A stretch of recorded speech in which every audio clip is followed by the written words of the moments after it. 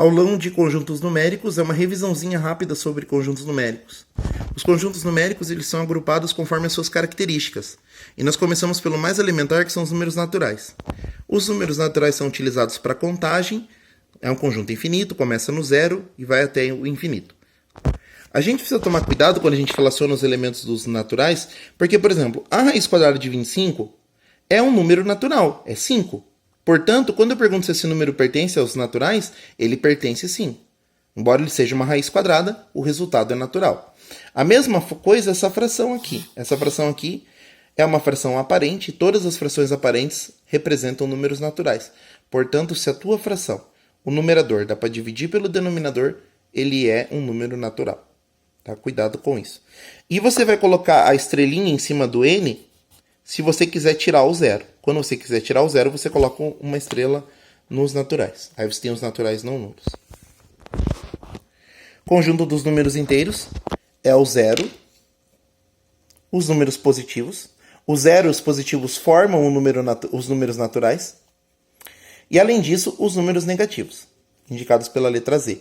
Se eu quiser tirar o zero, Z estrela. O zero não é positivo nem negativo. Números racionais.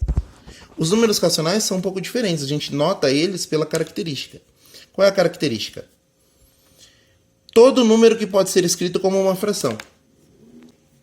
Então eu desenhei aqui uma fração, A sobre B, de modo que o A é um número inteiro e o B é inteiro não nulo. Ó, o B não pode ser zero. Quem que entra nos números racionais?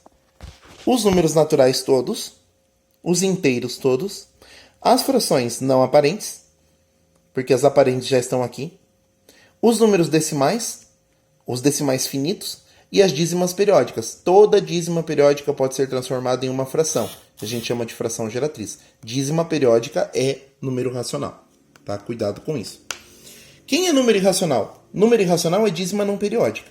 Não pode estar nos dois conjuntos ao mesmo tempo. Ou está aqui nos racionais ou está aqui nos irracionais. Por exemplo, raiz quadrada de 3, raiz quadrada de 7, raiz quadrada de 15 e assim por diante. Ou raiz quadrada de 0,2 e assim por diante.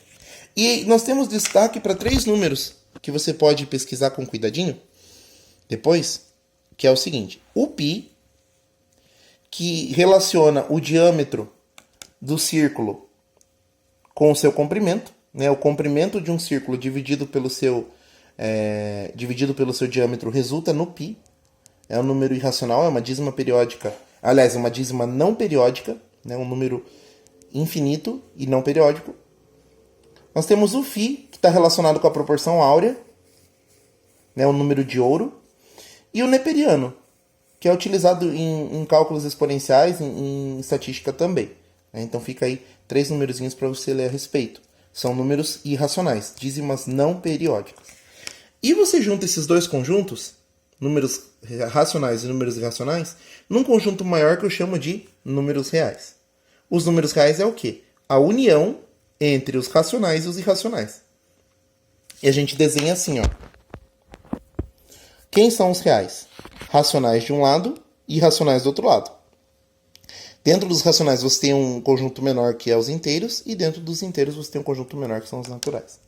Quem não entra nesse conjunto? Não entra raiz quadrada de número negativo. Por exemplo, raiz quadrada de menos 9. Raiz quadrada de menos 9 não entra. Certo? Raiz quadrada de menos 4, raiz quadrada de menos 25 não entra nos números reais.